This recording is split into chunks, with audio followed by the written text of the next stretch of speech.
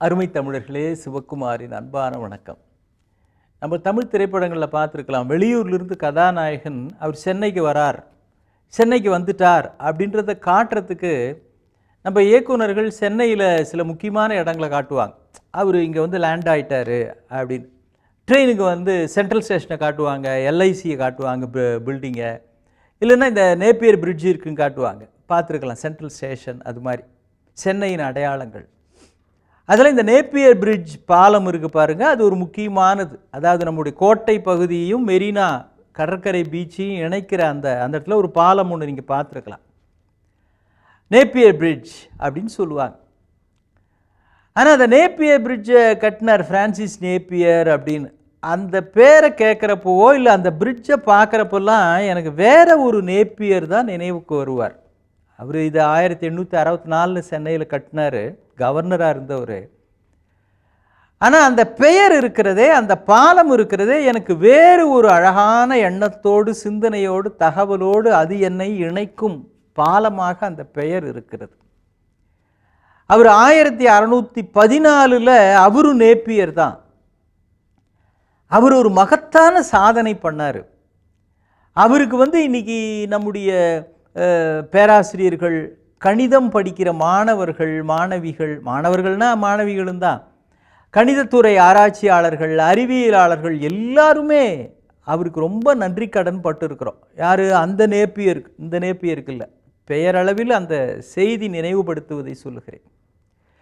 இந்த lock table அப்படின்னு நம்மெல்லாம் +1 +2 வச்சு பயன்படுத்த ஆரம்பிச்சிருப்போம் தெரியுங்களா? அதை உருவாக்கி நமக்கு தந்தவர் அவர் தான். இந்த ஏஐ, இந்த கம்ப்யூட்டர், ஏன் கால்குலேட்டர், இதுக்கெல்லாம் ஆதாரமாக இருக்கிற அடிப்படை தகவல்கள் அந்த லாக் டேபிளில் தான் இருக்குது. லாக் புக் அப்படின்னு நீங்கள் கேள்விப்பட்டிருக்கலாம், நீங்களே பயன்படுத்துகிறவராகவும் இருக்கலாம். அதை முதல்ல அவர் அரும்பாடுபட்டு 8 ஆண்டுகள் அந்த லாக் டேபிளை அவர் தான் தயாரிக்கிறார். 8 ஆண்டுகள், கிட்டத்தட்ட ஒரு 15,000 பக்கங்கள் வருது ஆரம்ப காலத்தில். இப்போ அதை சுருக்கி அப்படி தந்திருக்கிறாங்க. அந்த புத்தகத்திற்கு பின்னால் மிக கடுமையான உழைப்பு நமக்காக யாரோ அர்ப்பணை. இன்றைக்கி அப்படி ரெஃபர் பண்ணுறோம், πr² என்ன வேல்யூ அப்படின்னு பார்த்தா டக்குன்னு அந்த இடத்துல இருக்குது. ஆனால் அந்த வேல்யூ, அந்த மதிப்பை கண்டுபிடிக்கிறதுக்கு அவர் இரவு பகலாக போராடுகிறார்.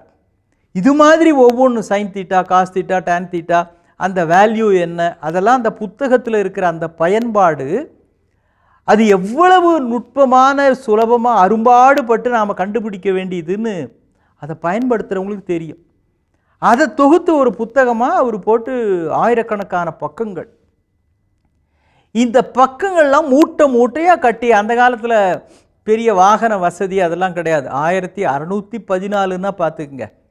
வாகன வசதிகள் அவ்வளோவா கிடையாது, அச்சு எந்திரம் அவ்வளோவா கிடையாது, எதுவுமே கிடையாதுன்னு வச்சுங்களேன். ஏறக்குறைய இந்திய அளவுக்கு இல்லை, ஆனால் அப்பொழுது அந்த பகுதியிலும் பெரிய வளர்ச்சி இல்லை அவங்க நாட்டிலையும்.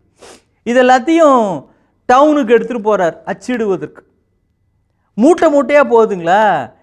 அந்த வழியாக வழிப்பறி கொள்ளக்கார சில பேர் பார்த்தான், அட்டா வெயிட்டால இருக்குது அப்படின்னு இந்த மூட்டையெல்லாம் ஆட்கள் சூழ்ந்துக்கிட்டு, அது நிறைய கட்டுக்கட்டாக ஏதோ பணம் தான் இருக்குதுன்னு நினச்சிக்கிட்டு இந்த மூட்டையெல்லாம் அவங்க தேட்டை போட்டானுங்க.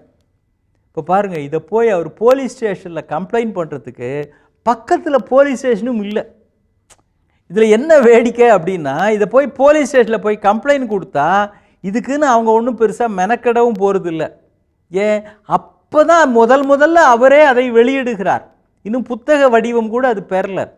அவர்கிட்ட போய் இது மாதிரி காணுங்க, லாக் டேபிள் காணுங்க அப்படின்னா அவங்களுக்கு என்ன தெரியும்? என்னது லாக் டேபிள்? பெரிய தங்கத்தில் டேபிள் காணமா? போயா, நீ ஏன் லாக் டேபிளை வண்டியில் எடுத்துகிட்டு போனேன், டேபிளை பார்ட்டாக பிரித்து எடுத்துகிட்டு போக வேண்டியது தானே அப்படின்னு ஏதோ அவங்களுக்கு தெரிஞ்ச வகையில் பதில் சொல்லுவாங்க. இல்லைன்னா போட்டேன், வேறு டேபிள் செஞ்சிக்க அப்படின்னு கூட பேசலாம். ஏன்னா காவல்துறையில் இருக்கிற, அது அந்த பகுதியில் இருக்கிறவங்களுக்கு இந்த நூல் இன்னும் வெளியிடப்படாத நிலையில் இதனுடைய அவசியமோ முக்கியத்துவமோ அவர்களுக்கும் தெரியாது. இவர் என்ன செஞ்சார் தெரியுங்களா? அதுதான் நாம் கவனத்திலே கொள்ள வேண்டியது. அதுதான் அறிவு பாலம். இந்த நேப்பியர் பாலம் மாதிரி அந்த நேப்பியர் ஒரு அறிவு பாலம் அமைத்திருக்கிறார்.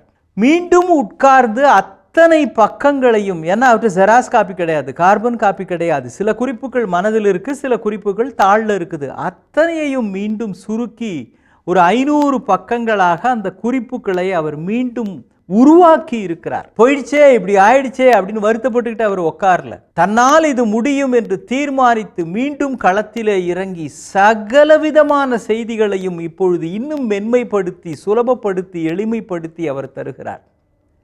அப்படி தந்ததனுடைய விளைவாகத்தான் இன்றைக்கு நாம் போய்விட்டதே என்று வருத்தம் இல்லாமல் அவருடைய அந்த கடும் உழைப்பினுடைய வெளிப்பாடுதான் இன்றைக்கு நம்முடைய பிள்ளைகள், நம்முடைய ஆசிரியர்கள், பேராசிரியர்கள், கணித வல்லுநர்கள், இயல்பியல் வல்லுநர்கள், இவர்கள் இன்றைக்கு பறக்கிற ஆகாய விமானம், ராக்கெட் முதற்கொண்டு கணிப்புனி, கால்குலேட்டர், ஏஐ வரைக்கும் இந்த அடிப்படை தகவல்கள்தான் ஆதாரமாக இருக்கின்றன.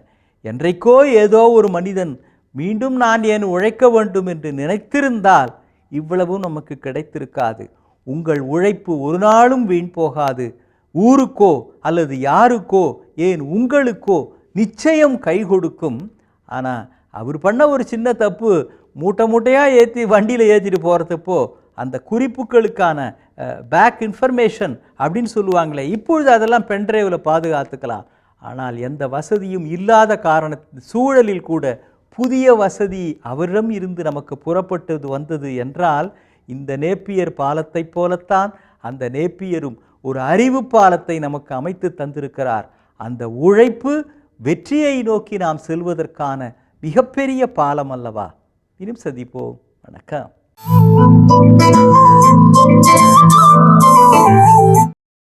இன்னும் பல வீடியோக்களை காண சன் லைஃப் சேனலை சப்ஸ்கிரைப் பண்ணுங்க.